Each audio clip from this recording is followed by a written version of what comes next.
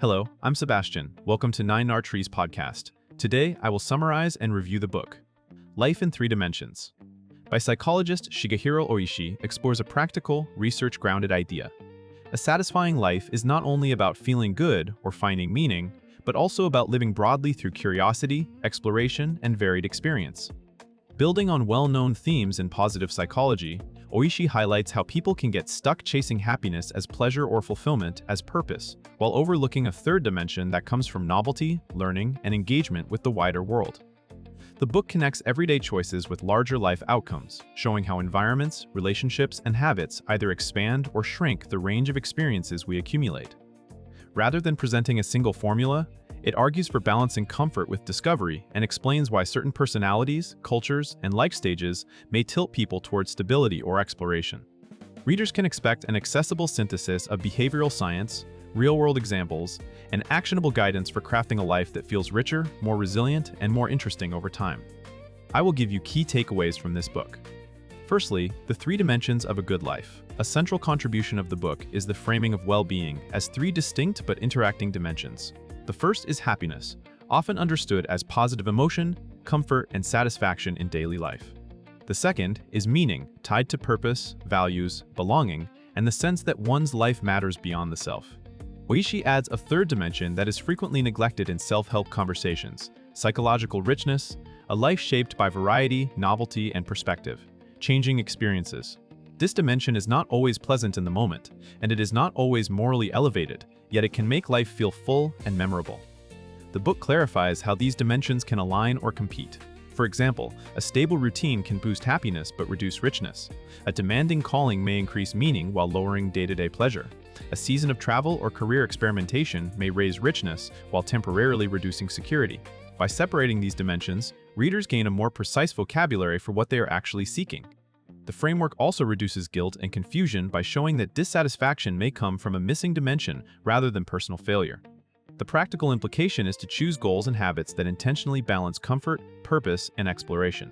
Secondly, curiosity as the engine of psychological richness. Curiosity is presented as the mindset that opens the door to richer experiences. Instead of treating curiosity as a personality trait you either have or lack, the book emphasizes it as a skill and orientation that can be strengthened. Curiosity expands attention, increases tolerance for ambiguity, and makes unfamiliar people and ideas feel like opportunities rather than threats. Oishi connects curiosity to learning, creativity, and deeper social connection because curious people ask better questions and notice more of what is happening around them. The book also addresses the common obstacles that suppress curiosity: fear of looking incompetent, over-reliance on routines, digital distraction, and environments that reward certainty over exploration. A psychologically rich life does not require constant novelty. It requires a willingness to approach the everyday with investigative energy. Small choices matter, such as trying a different route, sampling a new genre, attending a cultural event, or having conversations with people outside your usual circle. Curiosity also improves how you metabolize setbacks, because surprises and mistakes become data rather than verdicts. The broader message is that curiosity is not frivolous. It is a mechanism for building a life story that feels expansive and alive, and it can coexist with responsibility when guided by thoughtful boundaries. Thirdly, exploration, risk, and the trade-offs of growth. Exploration is the behavioral expression of curiosity, and the book treats it as both valuable and costly. Exploring new places, roles, relationships, or ideas can widen your identity and increase adaptability, but it often comes with uncertainty, temporary discomfort, and social friction. Oishi helps readers see exploration as a managed portfolio rather than an all-or-nothing leap.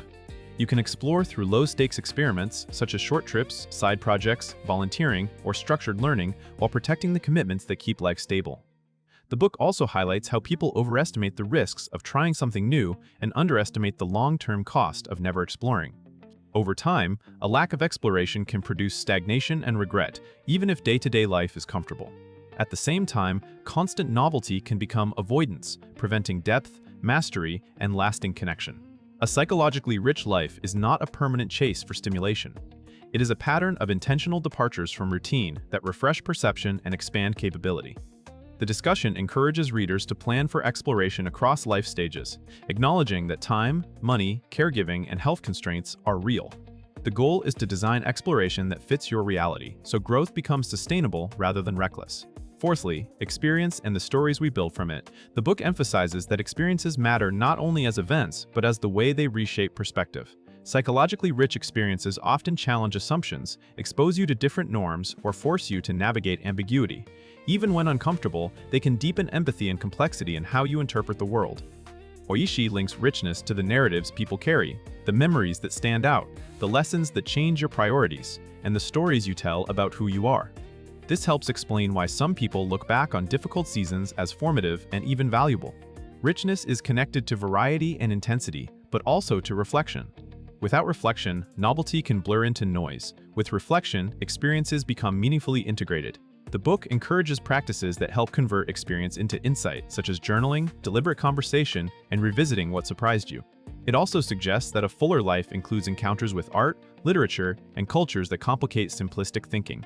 Importantly, richness does not require extreme adventures. It can come from learning a new skill, engaging with unfamiliar communities, or taking on roles that reveal new facets of yourself. The underlying claim is that a life feels bigger when it contains moments that reorient your understanding, and those moments can be cultivated. Lastly, designing a fuller life in modern conditions. A practical thread throughout the book is how to build psychological richness within the constraints of modern life. Many people face schedules that reward efficiency, technology that narrows attention, and social systems that encourage sameness. Oishi argues for designing environments and routines that make exploration easier rather than relying on willpower.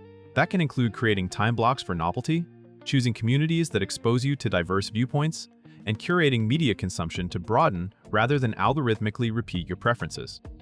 The book also addresses how relationships influence richness.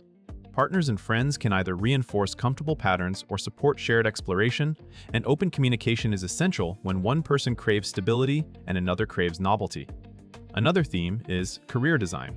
Even in stable jobs, people can pursue richness through new projects, cross-functional work, mentorship, or skills that expand their professional identity.